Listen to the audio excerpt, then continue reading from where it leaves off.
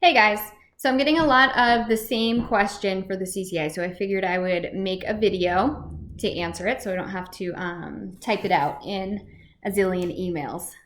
Plus this way I can draw a picture. It's easier to see the picture.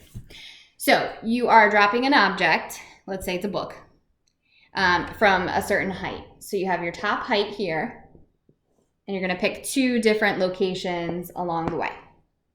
So at the very top height, you can calculate the amount of GPE that your object has. You just use mgh, mass times gravity times height. So let's make up a number. We'll use 100. It's a nice, easy number. So you found that your book has 100 joules of potential energy at the top. As it falls, your book loses height, so it loses gravitational potential energy, but that energy doesn't disappear, it just becomes kinetic energy. So as the book gains velocity as it's falling, it's gaining kinetic energy. That potential energy is turning into kinetic.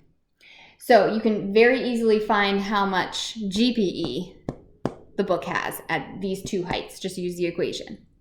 So let's say here you calculated the amount of GPE to be 73 joules. Okay, so it's lost some from the 100. So the remaining 27 joules is now kinetic. So you don't have to use the kinetic energy equation at these two locations. You just subtract the GPE from the total, and that's going to be the amount of kinetic. So there would be 27 joules of kinetic here. See, much easier to do it this way. You could use the equation, but you would need to know the velocity right at that point, unless you have a radar gun. You could estimate with time, but that's not going to be as accurate. And then down here, your GPE, let's say you calculate it to be 15 joules. That would mean that the remaining 85 joules from the 100 is kinetic. Just before it hits the ground, that millisecond before it hits the ground and loses all of its energy, all the 100 joules are kinetic. Okay, so then at the bottom, you can use two different methods to find velocity. You can use the kinetic energy equation, so you know that 100 joules is kinetic.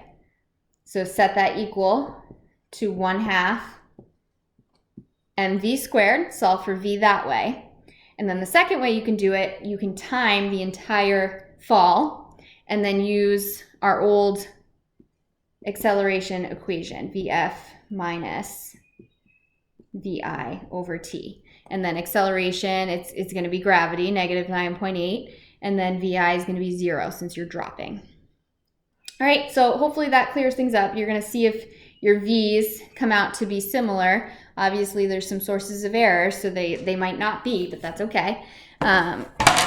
Hopefully that clears things up. If not, send me an email, and we will figure it out.